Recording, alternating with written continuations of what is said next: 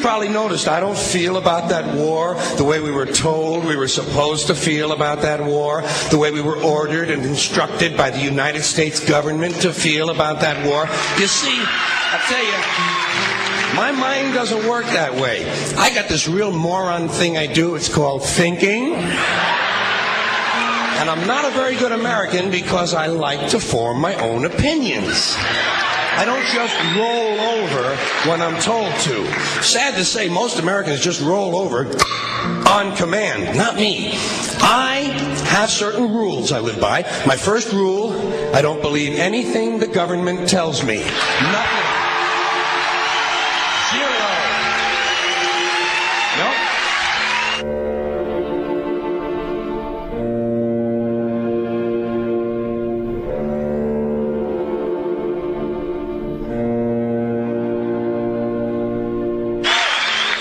I don't take very seriously the media or the press in this country, who in the case of the Persian Gulf War were nothing more than unpaid employees of the Department of Defense, and who most of the time function as kind of an unofficial public relations agency for the United States government. So I don't listen to them. I don't really believe in my country. And I got to tell you, folks, I don't get all choked up about yellow ribbons and American flags. Now, to balance the scale, I'd like to talk about some things that bring us together. Things that point out our similarities instead of our differences. Because that's all you ever hear about in this country is our differences. That's all the media and the politicians are ever talking about, the things that separate us, things that make us different from one another. That's the way the ruling class operates in any society. They try to divide the rest of the people. They keep the lower and the middle classes fighting with each other so that they, the rich, can run off with all the fucking money. Fairly simple thing happens to work. You know, anything different, that's what they're going to talk about. Race, religion, ethnic and national background, jobs, income, education, social status, sexuality, anything you can do, keep us fighting with each other so that they can keep going to the bank. You know how I describe the economic and social classes in this country? The upper class keeps all of the money, pays none of the taxes.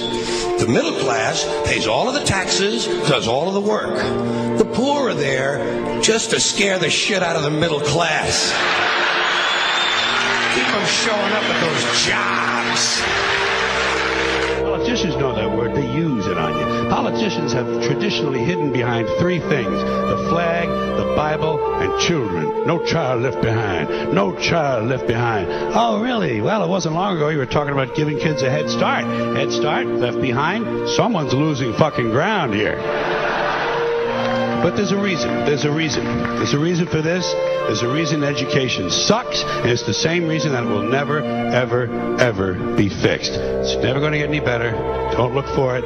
Be happy with what you got. Because the owners of this country don't want that. I'm talking about the real owners now.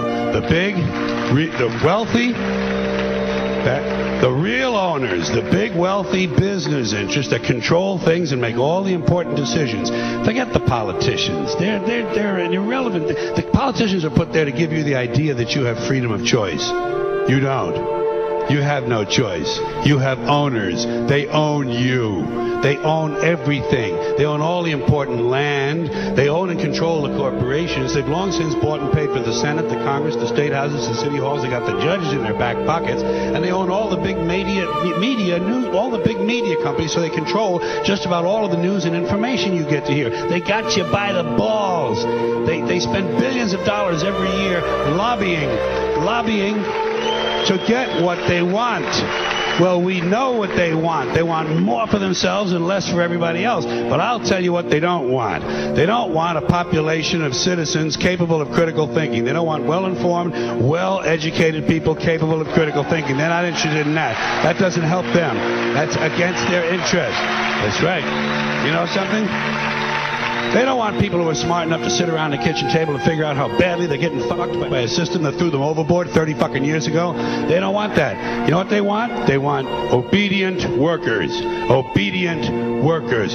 People who are just smart enough to run the machines and do the paperwork, and just dumb enough to passively accept all these increasingly shittier jobs with the lower pay, the longer hours, the reduced benefits, the end of overtime, and the vanishing pension that disappears the minute you go to collect it. And now they're coming for your Social Social Security money. They want your fucking retirement money. They want it back so they can give it to their criminal friends on Wall Street. And you know something? They'll get it. They'll get it all from you sooner or later because they own this fucking place. It's a big club, and you ain't in it. You and I are not in the big club.